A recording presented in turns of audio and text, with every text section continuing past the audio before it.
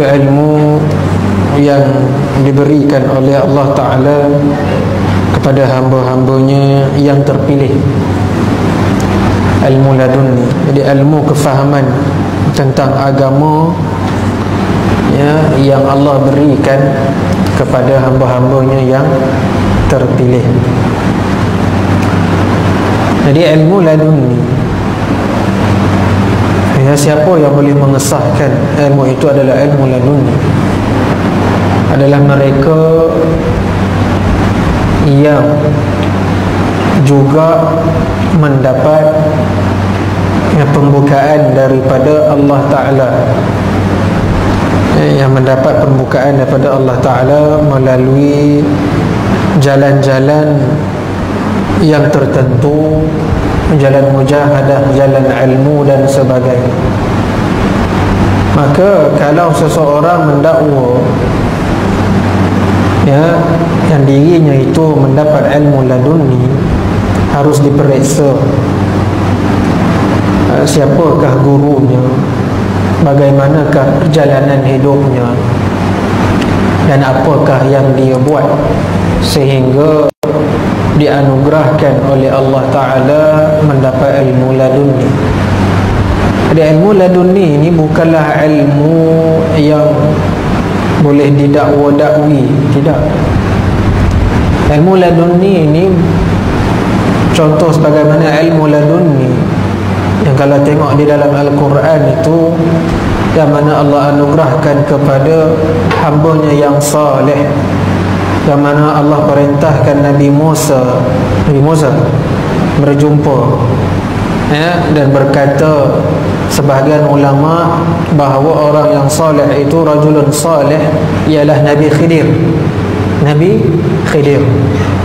Jadi Nabi Khidir dikurniakan oleh Allah Ta'ala ilmu laduni, ilmu yang memang terus daripada Allah Ta'ala, sehingga kan Nabi Musa alaihissalam waktu ketika itu tidak dapat memahami apakah yang tersirat yang dilakukan oleh Nabi Khidir ataupun rajulun salih, lelaki soleh itu.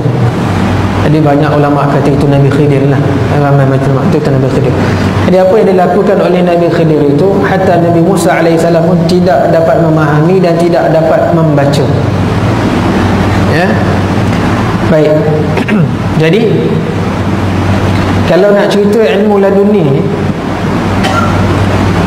hakikat sebenarnya mereka yang salah satunya dah mencapai kewalian, yang dah masuk kepada orang panggil maqam, pangkat kewalian, wali Allah Ta'ala. Dan itu kebanyakannya yang dapat ilmu laduni. Namun orang biasa, orang awam, ustaz-ustaz, kita tak boleh nak kata itu ilmu laduni, tapi kita boleh katakan bahawa itu adalah bentuk ilham, kefahaman yang Allah berikan. Kadang-kadang dia dapat ilham, itu namanya ilham, bukan laduni. Laduni ini perkara yang susah difahami, tetapi Allah bagi faham kepada dia itu secara terus direct. Itu orang Tuhan, orang yang Tuhan, orang yang rapat betul dengan Allah Ta'ala, yang dah ada pembukaan. Tidak semua orang yang mendapat ilmu laduni. Jadi kalau ada seseorang yang dakwa ilmu laduni itu, jadi kita boleh periksa, boleh periksa dia itu bagaimana perjalanan dia, mujahadahnya. Kalau tanpa bergurunya apa semuanya itu tak boleh, sebab perjalanannya mesti berguru, guru. Sebab kita berbeza dengan orang yang majzub. Wali Allah majzub berbeza dengan wali Allah yang salik, yang berjalan. Macam tadilah, yang dapat surat jemputan apa semua itu lain. Tapi ini kalau orang biasa dia dakwa, dia dapat ilmu laduni, kalau orang pertikaikan harus, tak ada masalah, boleh. orang pertikaikan, orang pertikaikan kalau dia tu dapat ilmu laduni ke apa ke, itu harus, sebab memang boleh dipertikaikan. Kerana bila periksa dia punya perjalanan ilmunya bagaimana, kita boleh periksa begitu berdasarkan pandangan-pandangan para ulama, berdasarkan orang-orang yang ada mata hati. Jadi kita boleh rujuk seseorang itu betul ke tak betul, boleh test, boleh periksa dan sebagainya. Adapun kita nak menafikan terus pun tak boleh. Nafikan secara mutlak 100% pun tak boleh, sebab harus juga Allah nak berikan. Jadi kena faham, nak menafikan secara mutlak tak boleh, nak confirm secara mutlak pun tak boleh. Jadi kita lepas pada Allah Ta'ala. Kalaulah ilmunya itu tidak menyalahi syariat Allah Ta'ala dan Nabi Rasulullah SAW, maka kita boleh terima lah. Tapi kita pun tak boleh nak dakwa itu laduni, sebab kalau perkara itu memang dah ada dalam kitab-kitab, sama je lah, bukan laduni, itu ilham. Kadang-kadang kalau tak ada dalam kitab pun, kaedah-kaedah tertentu dalam fiqh ke, kaedah-kaedah ataupun contoh-contoh, misal-misal yang dipakai itu semua ilham. Macam syekh-syekh, ustaz-ustaz, alim ulama, kadang-kadang datang ilham, datangkan contoh cepat apa semua, memahamkan masyarakat dengan contoh-contohnya, itu ilham daripada Allah Ta'ala, ilham. Jadi mana tadi, kalau kita nak confirm pun tak boleh, nak tolak pun tak boleh, sebab itu bukannya orang kata apa, secara mutlaknya tidak boleh. Kemudian kalau seseorang itu mengwar-warkan pula yang dia itu ada ilmu laduni, memang boleh membuka kepada pintu fitnah. Hatta wali Allah Ta'ala pun tidak mengaku dirinya wali. Wali Allah Ta'ala tidak mengaku dirinya wali. Imam Mahdi Al-Murtada yang ditunggu-tunggu pun awal-awal pun tak mengaku dia Imam Mahdi. Tu Imam Mahdi, Imam akhir zaman. Wali-wali Allah Ta'ala tidak akan dakwa diri mereka wali. Itu sifat wali. Apatah lagi kita orang biasa. Boleh nak disebut, alhamdulillah Allah mengilhamkan saya sekian-sekian, alhamdulillah. Ini ilham mungkin daripada Allah Ta'ala. Jadi syukur.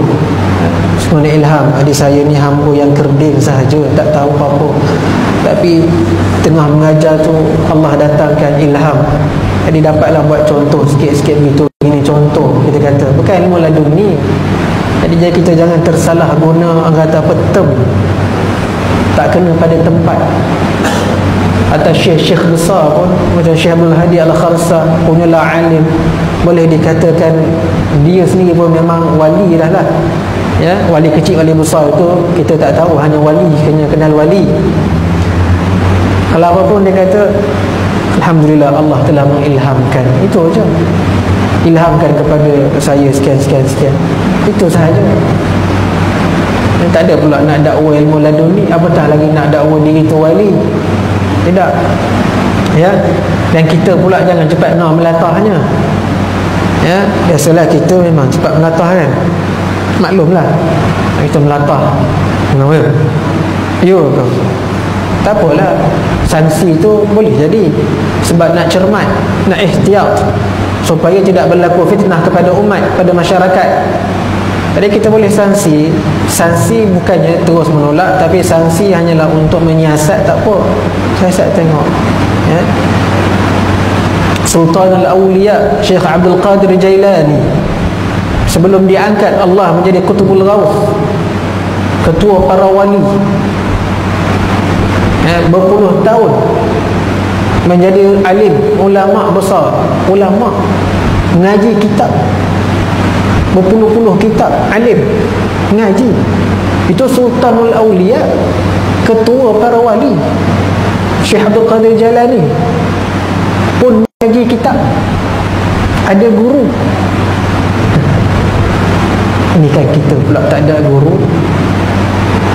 Itu yang boleh orang pertikai.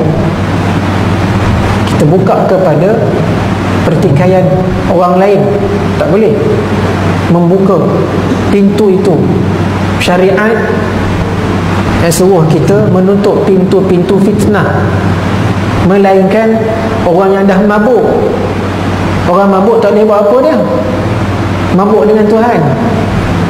Orang mabuk dengan Tuhan, syariat kata buat macam mana? Tak boleh nak buat apa. Ya? Dia cakap pun kita tak boleh nak ambil kisah. Tapi ini tak mabuk, elok. Ya, bukan mabuk dengan Tuhan. Orang mabuk dengan Tuhan tu biasanya wali dah. Ini elok. Ya, biasanya itulah, kalau tidak ada yang 3 rukun secara elok ataupun adab dalam menuntut ilmu, jangan salahkan orang pertikai. Sebab orang akan periksa. Sebab menuntut ilmu itu adalah perjalanan Nabi SAW.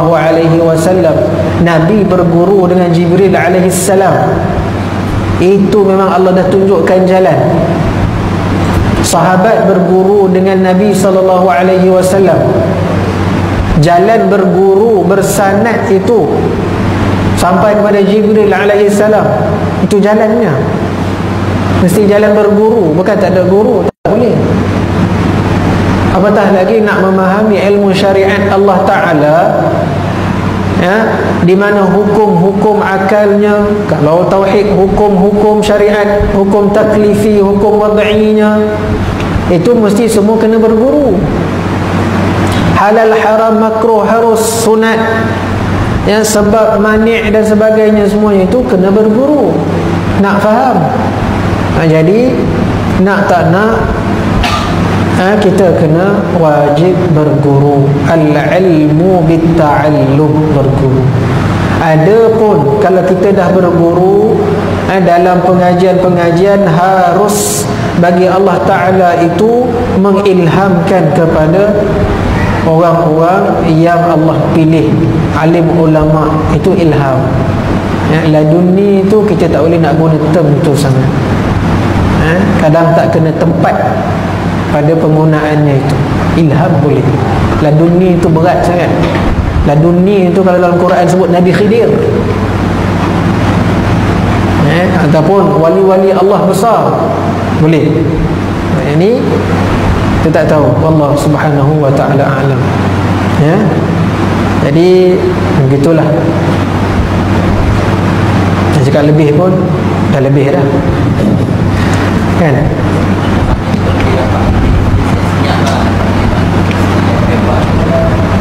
Dia kalau dia dapat pun belum tentu lagi dia boleh dakwah itu laduni. Siapa boleh mengesahkan itu ilmu laduni?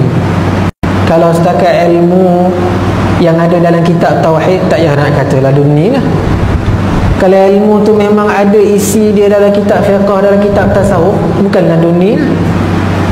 Bercakap-cakap tak tengok cek dalam Syairul Salikin pun ada contoh. Oh, dalam Ihya Ulumuddin pun ada, bukan laduni. Ilmu laduni tu macam Nabi Khidir tu, bunuh budak, ya, pecahkan sampan, itu laduni, ilmu tak tersirat, tak tahu. Nabi Musa pun tak tahu apa yang kau buat ni, salah ni, kesian kat pun sampan kau pergi bocorkan. Dia tak tahu ilmu yang ke depan. Itu laduni lah. Dalam kisah Al-Quran tu, itu lain. Ilmu laduni nak sampai kepada Nabi Musa AS. Hai, ini bercakap tuntang-tuntang dalam Ummah Ibrahim pun ada. Tuntang-tuntang oh dalam apa, Faridatul Faraid pun ada. Jadi itu kan laduni. Itu dah ada dalam kitab, dah ada dah sebut, ya. Ataupun satu lagi, dia bercakap dia tak tengok pun kitab, dia tak pernah pun baca kitab tu, tapi ilmu yang dia bicarakan itu memang ada dalam kitab. Itu sebahagian kecilnya ulama kata itu harus jadi ilmu laduni juga. Ilmu laduni. Bila tok guru dengar, ilmu dia ni lain macam ni, tengok ilmu dia ni lain macam, kita dengar pun bukan orang biasa, tok guru, ulama dengar pun ini luar biasa. Itu lain. Ini kalau ulama dengar biasa-biasa je kan. Lain. Sebab ada wali Allah Ta'ala, dia tak mengaji kitab, dia mengaji fardu ain. Asas dia dah ada. Tapi bila bercakap tentang Tuhan, tentang tauhid, ilmu dia tu kadang-kadang dalam kitab tak ada, tapi yang tersirat tu ada. Yang tersirat dalam kitab, maksud sebenar hidup tu ada, tak bersalahan pun dengan syariat. Contoh-contoh yang dia bawa sampaikan memberi kesan kepada hati-hati manusia yang dengar tu, bagi kesan. Itu sebahagiannya adalah ilmu laduni. Itu boleh jadi. Itu ilmu memang Allah bagi, tapi ilham juga, laduni lah boleh dikatakan. Tapi biasanya orang begitu pangkatnya adalah pangkat wali, kewalian. Biasanya begitu. Yang wali-wali Allah Ta'ala dapat ilmu begitu, ilham ataupun laduni.